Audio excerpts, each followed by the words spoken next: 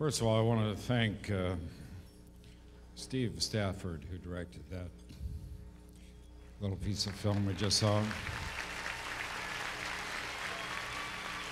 and Paul Mitton, who produced it. These guys did an incredible job. In 2 days, they were up all night, last night, cutting this together. It was shot on the way here from Jackson, Wyoming. They did a beautiful job. And it means a lot to me.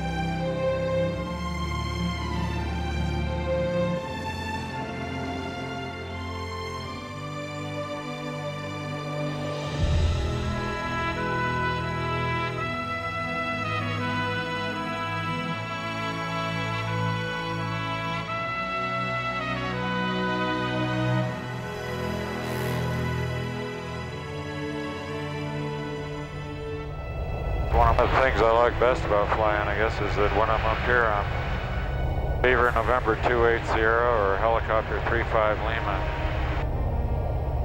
another pilot, another airplane, not a movie actor. Up here I don't think about much except flying, what my duties and responsibilities are, and everything else just kind of falls away. That's very restful for me.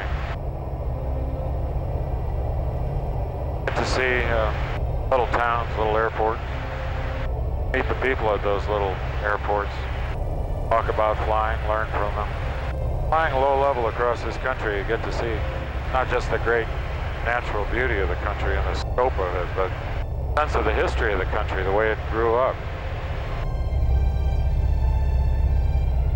And this is beautiful. 8,500 feet over Briley, Idaho. Not a bad way to spend the afternoon.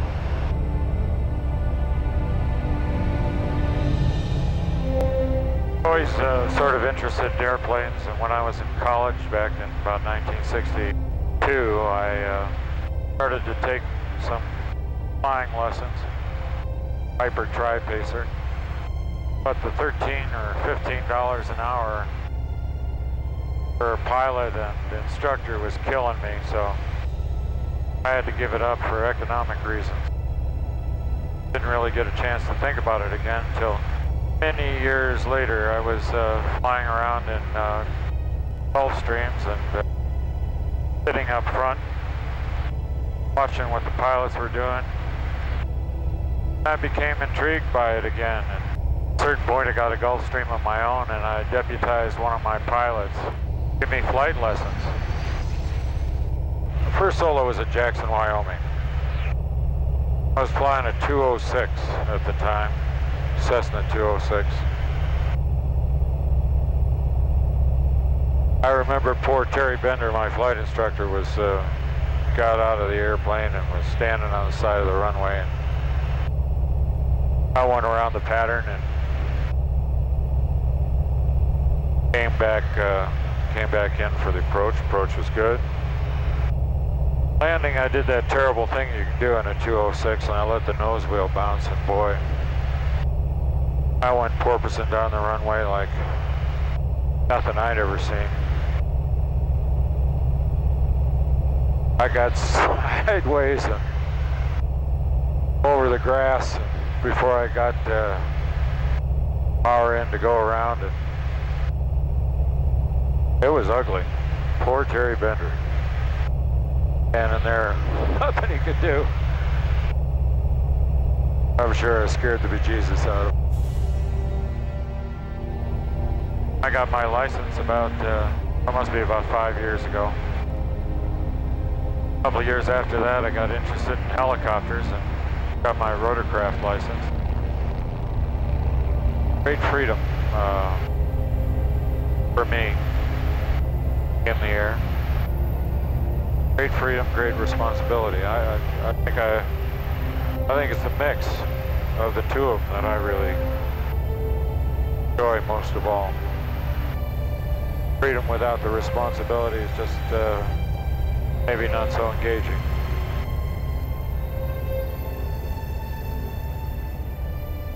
I love training. Actually, I love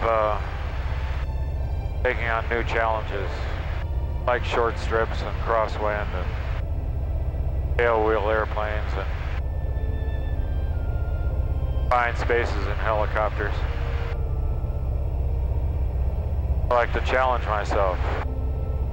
Always make sure that I don't over-challenge myself. I've had a lot of good people look after me and help keep me safe. First tailwheel airplane I flew was the DeHavilland Beaver. I was doing a movie in which I was playing a freight pilot operating in the tropics. The script called for a Stinson Reliant. Between myself and the aviation director on that film, Steve Stafford, decided that there were probably better looking airplanes, more appropriate airplanes. And so we settled on the DeHavilland Beaver. And as we began to get closer to production on the movie, the insurance company got involved. I figured I was playing a pilot. I'd be flying the Beaver in the movie. Wasn't what the insurance company was thinking. First of all, they required 50 hours of duel. Gee whiz, that's a lot of duel. And when we completed the 50 hours of duel, they said, well, you can fly, but you can't do takeoffs and landings, and you have to have a safety pilot in the front, dressed up like Anne Heche. Can't have any other cast members in the plane. I said, whoa, come on now, that's not very useful, that's not going to work out. And so we satisfied the insurance company till finally I was flying with doing takeoffs, landing. I was doing close formation flying with helicopters. Had all the cast in the airplane. And got to do it all, happily. But it was a real challenge, but I also learned a whole lot. That was a great, great experience.